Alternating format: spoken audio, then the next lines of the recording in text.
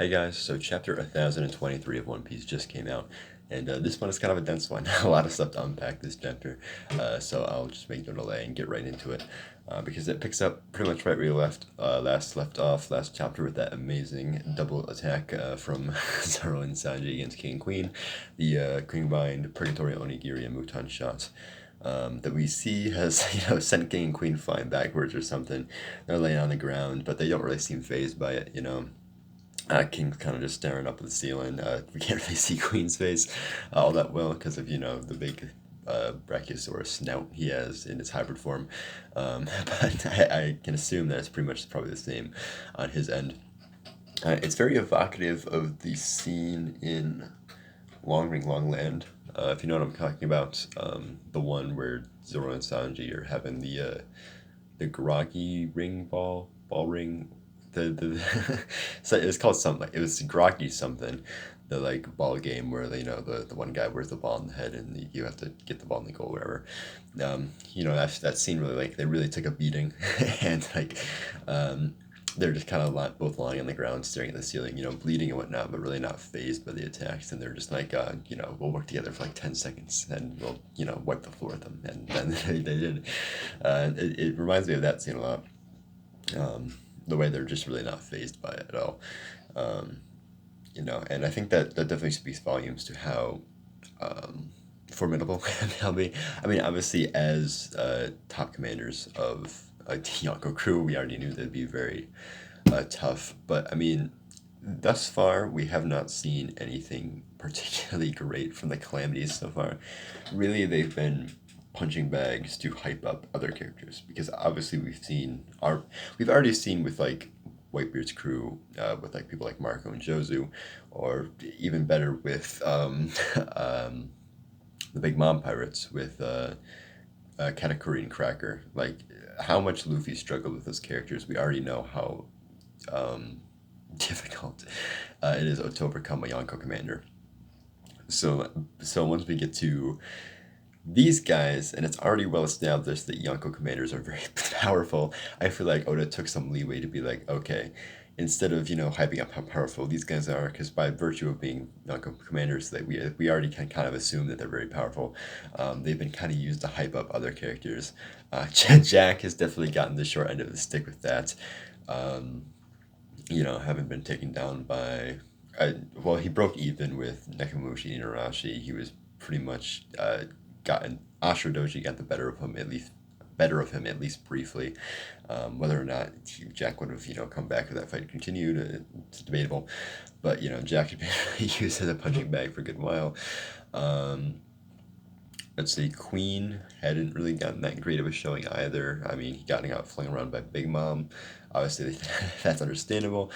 Um, but then he was going against Chopper, and obviously he wasn't really getting hurt by Chopper, but still, like, it's Chopper. So it's not exactly the most, um, hype opponent for someone like Queen to be going against. Um, I'm trying to think what else.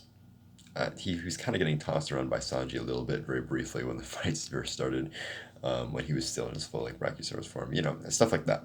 King is the only one where, I mean, the only thing he's really done so far is kick off Big Mom's ship. Um, so like we haven't really gotten a bad showing from him. Oh, I guess they kind of both of them actually were kind of getting tossed around by Marco for a bit. But we obviously saw that while Marco was able to handle both of them at twice very briefly, it didn't last very long. So that's kind of, whatever. But yeah, now that we're seeing that, like, for context, the Purgatory Onigiri is the attack that finished off Killer. And Queen was, or not Queen, King is just not phased by it at all. And we can assume that Mutan shot is probably of similar strength. And in a similar vein, Queen is not phased by it at all. So that should, and we obviously know that ancient zones are very durable in their own right, but like these guys are just on a next level. And for the first time, I'm really feeling like the threat of how like imposing they are, and how difficult they will be to overcome. Something I feel like I was sort of lacking because just thinking about Katakuri and just how like imposing he was and how much of a threat he was and how difficult it was to overcome. I still hadn't gotten that moment where I was getting a similar feel from any of the calamities, and I feel like this chapter is finally starting to get that a little bit. But we'll have to see how the fights go. With that, kind of right out of the way, let's talk about some of the kind of more lore and setup type stuff. We get a bit more on King's Race. First of all, it's called Lunarians, which in of itself is pretty telling. Lunar obviously is a prefix that refers to the moon. So Lunarians, I assume they have some tie to the moon, which would make sense since King has wings on its back, and the sky people we do know about were heavily implied to have originated in an ancient society on the moon and have come down to settle on the White Sea and the Blue Sea in the case of the Shandians. So it looks like it's probably a similar story with King's Race, just that they settled on the Red Line instead, because Lunarian's moon, whatnot. But an interesting line that Marco states is that, he's having like a bit of a flashback to a conversation between himself and Whitebeard, in which Whitebeard is like talking. He says, Marco in the flashback says, "I thought Mary Joa was above the red line," and Whitebeard says, "Oh, he's talking about the distant past, back when the God's Land was up there." And what's very interesting about them is that Mary Joa, in and of itself, I believe, is called Godland, or something similar. Obviously, the celestial dragons in their own right are known as gods. So even if it's not been directly called Godland at some point, it more or less is, because the celestial dragons are gods, and that's where the celestial dragons dwell. So that's kind of implied. But Whitebeard kind of makes it sound like this was happening before Mary Joa was there, so before the 800-year void, assumedly. Which is interesting. For one thing, this kind of, there's the theory that the Red Line is not a natural construct, that the world government made it in order to, increase its control over the world, to divide the world, so it's, more of an iron fist or whatever. If this does imply that there was a race of people that lived up there before the world government even, took over, then that would probably kind of, that feels like that kind of disproves that theory. So I don't know. We'll have to get more information on that, because it is kind of, vague wording, I guess. But yeah, also that kind of leads into the fact that the Lunarians themselves were considered gods probably at some point. Or at least part of some society that was considered gods, something along that line. So yeah, I mean, that's pretty much all of the other information we get on King's Race. I don't know if we'll get any more of that. I mean, that seems like a pretty good chunk of information to digest for now. So I don't know if we'll get any more information on that for a while. So I mean, we'll have to see. In any case, Izo and Kawamatsu are both on the festival hall as well. Izo kind of grabs Marco out of the way while he's spacing out, having this little flashback to Whitebeard. But yeah, in any case, King and Queen get back up. Queen launches a volley of Vegapunk lasers at him. Whatever they're called. I call them Vegapunk lasers because, I mean, that's their Vegapunk's invention originally. They're also technically modeled after Kizaru's lasers. I don't know, whatever. They're lasers. I'll just leave it at that. Vega fires off a huge volley of them. Again, it's kind of made to be a big deal that he can fire off multiple of these at once. Because, I mean, we've seen how powerful just one of these things is, Frankie just used it as the finishing move against Sasuke. And, he has to charge it up in the big pose, but Queen can just fire him out like a huge volume out of his mouth just very casually. So that's kind of a big deal, I feel like. At least it's meant to be. So I feel like that's pretty imposing. But while this is happening, Sanji kind of grunts while he's dodging. And Zoro's like, "Oh, well, what's wrong?" And Sanji's like, "Oh, after the second time using the raid suit, I've been feeling kind of off." And to kind of skip ahead a bit, Queen kind of goes into how he's like, "Oh, I remember how the Germa kids are, genetically enhanced. Your fire, your ability to spontaneously combust your leg must be a result of the Germa experiments." And Sanji's obviously like, no, no, I'm just a normal human. That's I can do that because of my fiery passion, which was kind of the joke answer that I think Oda gave in an SBS at one point. But I guess I guess this means it's kind of like the canon response now. I mean, it's dubious as to whether or not it was canon back then, with that LSBS or whatnot. But I don't know. But in any case, he says that. But Queen's just like, what are you, stupid? Humans can't just burst into flames, or use some sort of Lunarian, and that's when we get the name drop of Lunarian. Um, but yeah, that leads into some potential stuff. Maybe there. I mean, for one thing, there's just the potential that this is just genuinely just Queen being stupid and assuming something that's wrong, and Sanji is just genuinely a normal human. Um, but there's also the possibility that maybe he's part Lunarian. Whether this seems like kind of an unlikely scenario. I think he was just. I don't think this was meant to imply that Sanji might have something to do with the Lunarians. Rather, it's just to be like, oh, this is a more like casual way to name drop Lunarians to make it feel like natural in the flow of conversation rather than just somebody saying, oh yes, King is a Lunarian for no apparent reason, almost like, Oda would just be speaking to the viewers. It's kind of just name dropping a casual conversation to be a bit more, natural or whatnot. But there is still the possibility that it is meant to suggest that Sanji is in some way part Lunarian. It's not impossible. I mean, we already know that Germa could, traverse the red line. So, I mean, maybe, Judge is a full human, but like on one of his journeys over the red line, he met Sora up there, who was a Lunarian, and so all of the Vinsmoke kids, with the exception of Raiju, because I actually wasn't Raiju Sora's kid. I forget now. Because I know Sora wasn't part of the quadruplets of EGG through Yongji, but I don't know if that was with a different mother or not. That is a good question. I don't actually know. Maybe they have, I think they are the same mother actually. I think Sora is Reiju's mother. This is a weird tangent. In any case, there's a possibility that maybe Sora is a Lunarian, making all of the Vinsmoke kids half Lunarian or whatever. That's why Sanji's able to burst into flame, or maybe that part of Germa's like the manipulation of the lineage factor. The way they did that is by taking part of a Lunarian's DNA or whatever to enhance the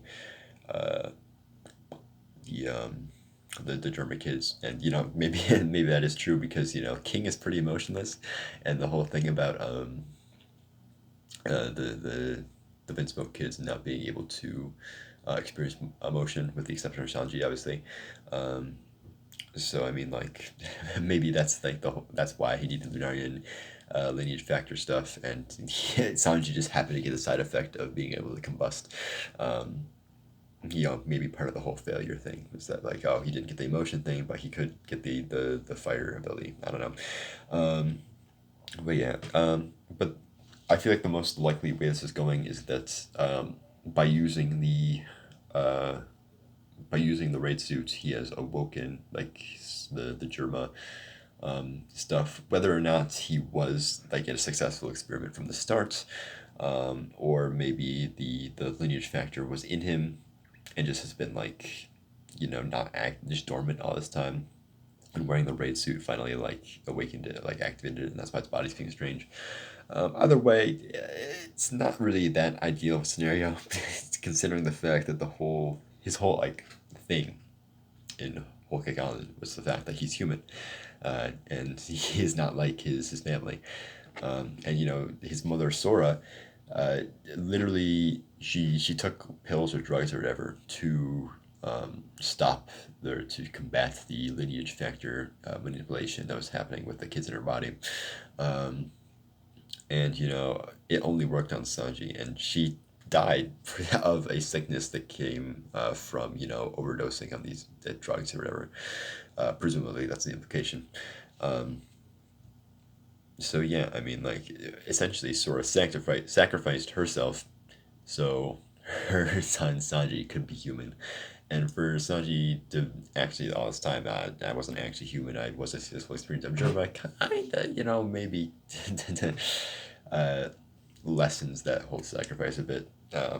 So I wouldn't really be a huge fan of that as it was the case, but it's whatever. We definitely seem to be getting the setup for potential Straw Hat power ups, and an easy way for Sanji to get one would just be to be like, oh, my latent Germa genetic enhancements are finally starting to awaken. So we'll have to see how it goes with that. It definitely could be handled well. I would prefer it, if it's just like, oh, the raid suit awakened it. It was always dormant in me and awakened it rather than just, oh, I've been an enhanced human this entire time. Um, but whatever. Again, we'll have to see. It's too early to jump the gun on too intense opinions on the subject when we don't even know where Oda's going with it, obviously. But yeah. In any case, we get that little scuffle between Sanji and Queen, and we also get a bit of a fight between Zoro and King. Now this is where I'm really starting to like King a lot. King is starting to really give me some strong vibes. Um, First of all, he's just like he uses everything in his disposal. Like what is what does Zoro call him? Zoro calls him just a bloodthirsty brute. So, despite having a sword, at his like a scabbard at his hip, and us all assuming that he would be a swordsman, and that would be a natural way for him to fight Zoro. He's not a swordsman. He uses a sword as a viable tool, but he's not strictly a swordsman. Um, to compare it maybe to that like debate of like whether Shanks is a swordsman, like because like people are like, oh well, does that mean Shanks uses a sword? Does that mean Mihawk is stronger than Shanks because Shanks is they're both swordsmen and Mihawk's the strongest swordsman in the world? And most people are like, no, because Shanks isn't entirely a sword user. He's a hockey specialist or whatever. That whole debate of who counts as a swordsman and whatnot. Does Roger count as a swordsman? Does Rayleigh count as a swordsman? Etc. Etc. That kind of thing. But yeah, that kind of just reminded me of that. To similar vein, yes, King uses a sword as part of his. It's at his disposal, but he's not adverse to using. Like the thing he does in this scene is he uses his sword to block two of Zoro's swords. And his sword is actually not a normal sword, similar to Sasuke's. It has some sort of mechanism in it. But his kind of gets these little like divots out that catches the sword and is used to like disarm it, disarm the opponent. And when he disarms it, he goes in for a big punch to the face, which Zoro blocks with his sword in his mouth. Um, so yeah, so King is not like a dedicated swordsman. He has a sword that he will use if it's a good opportunity to use it, but he's not strictly a swords user. So yeah, that's cool. But watching Zoro and King fight, Kawamatsu and Hyogoro have a little conversation about how much Zoro reminds them of Shimotsuki Ushimaru, who's the daimyo of Ringo, who obviously had the pet fox Onimaru that we now know was Yukimaru on Bandit's Bridge, whatever. So apparently Zoro is like a spitting image of Shimotsuki Ushimaru and even has like similar swordplay. So it's pretty interesting. And he also notes that Ryuma, Shimotsuki Ryuma, big, big Dragon Slayer sword god guy, ex-user of Shusui, guy that he fought on through the bark, he goes by many names, was also a one-eyed samurai. So, you know, between having Shusui physically resembling both Shimotsuki Ryuma and Ushimaru, and we obviously know that it was revealed in SBS that somebody from Wano, I forget his name, left Wano like 50 years ago or something like that, went and made Amigas, that one village that Zoro learned swordplay in. And, I think Kuina was stated to be actually a descendant of those people as well.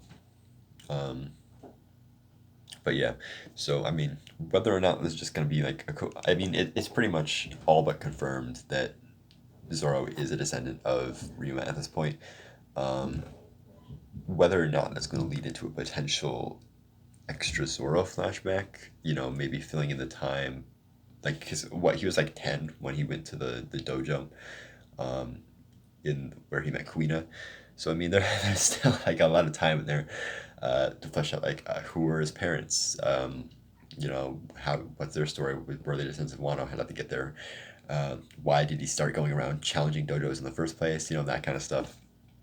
Um, so yeah, we could possibly get some extra stuff from Zoro, maybe an extra flashback, possibly linking more into, his potential lineage from Wano. But yeah, but also I just want to point out there's this one panel, in the, while they're talking about this whole, Ryuma and Ushimaru stuff. There's this one panel where like King is like kicking, while like blocking an attack from Zoro. He's going for the big kick, and I don't know what it is about like this angle, this drawing. It just gives me really strong Katakuri vibes.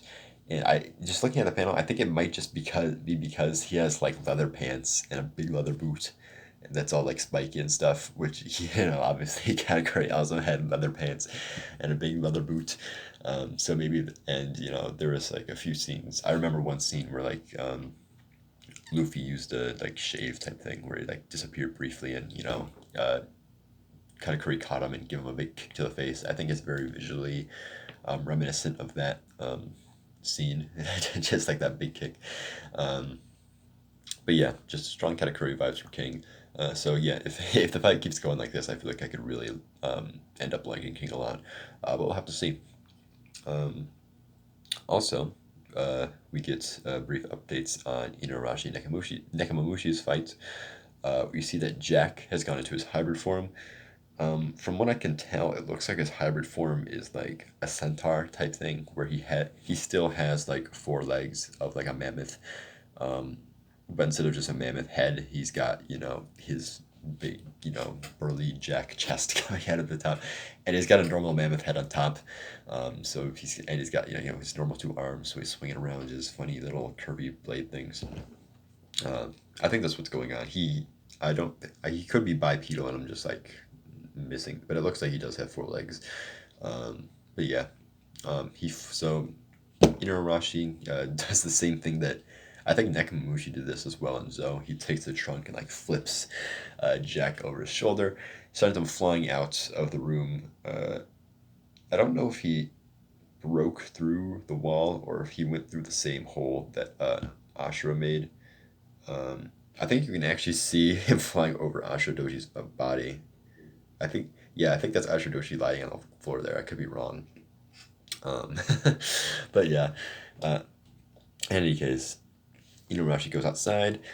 Because of the big hole that, Kaido made in the ceiling, the moonlight is, flowing in, and, Inuarashi once again goes Sulong form, which I was not personally expecting because of that whole line where, Jack was like, "Oh, you can't go Sulong inside," and Inuarashi was just like, "Ah, funny. I was just thinking about how, you couldn't use poison gas in here either." So I was kind of under the assumption that, Sulong would be off the table for this entire fight, but I mean, it's cool, so I'm welcoming it. And similar stuff with, Pedro. Obviously, we saw Nekomamushi was just like, step outside, Pedro, and Nekomamushi wins Sulong. So, yeah, seeing more Sulong, Nekomamushi, and, Inuarashi is definitely, a welcome development, for me. So, yeah, we'll have to see where else that goes. But yeah, final scene of the chapter. Um,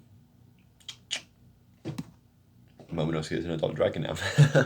That is very, very. It looks pretty much very not exactly the same as Kaido. I mean, for one, I assume, he's pink still, whereas, Kaido's blue. But, obviously, since it's black and white, we can't really tell that. Um, but he still definitely does look a little bit different than Kaido. Like the horns look a bit more curved. He doesn't look the face itself doesn't look quite as scary. I don't think he has like the Kaido obviously has like weird decorations. Like he had like fire, or he had like his little like spiky cape and like fire over his shoulders, and like the like spikes on it, like the spiky wristbands, and the tattoo, the scaly tattoo on his one arm. So it definitely does look a bit different than Kaido. It's definitely visually discernible. Um, but yeah, and he also doesn't look quite as big as Kaido either, because like just looking at like the scale, like Luffy's standing in front of uh, Momonosuke in dragon form, and it's like compared to like Luffy's about as tall as like the head of what's his face of Momonosuke. Whereas like with Kaido, we saw when he first attacked Kaido when he used Gear 3 Elephant Gun on Kaido when he was way back in Act 1. We saw, we saw like even the big Gear 3 fist looked small compared to Kaido's head. Whereas with this, it's like Luffy himself is like the size of Momonosuke's head. So it definitely seems like Momonosuke, even in his adult dragon form, is still much, much smaller than Kaido, which would make sense because Kaido is, even in his human form, is like, a mammoth of a human. So yeah, that just makes sense. So yeah, adult Momonosuke. I personally, like, I had heard theories about, age manipulation and Momonosuke possibly getting aged up in Wano, like, long before this ever happened. And I personally wasn't, like, a big fan of the theory. Not that it wasn't a good theory, just because it didn't seem like something Oda would ever do. But here we are. Momonosuke is 28 now and a dragon, and, you know, Shinobu highly hints at the fact that he might look exactly like Odin. We don't know exactly who he looks like, but the implication is probably that it's Odin, because who else would elicit that response from Shinobu? But yeah, with that being said, though, I don't really think I have anything else to say on this chapter. Really good chapter this week. We have, and last week too, two really good ones in a row. And I think we also have two more chapters before we get on a break. So a nice 4 chapter streak. Very rare that happens. So yeah, hopefully we keep up these amazing chapters, but we'll have to see. But yeah, with that, I don't really have anything else to say. So see ya.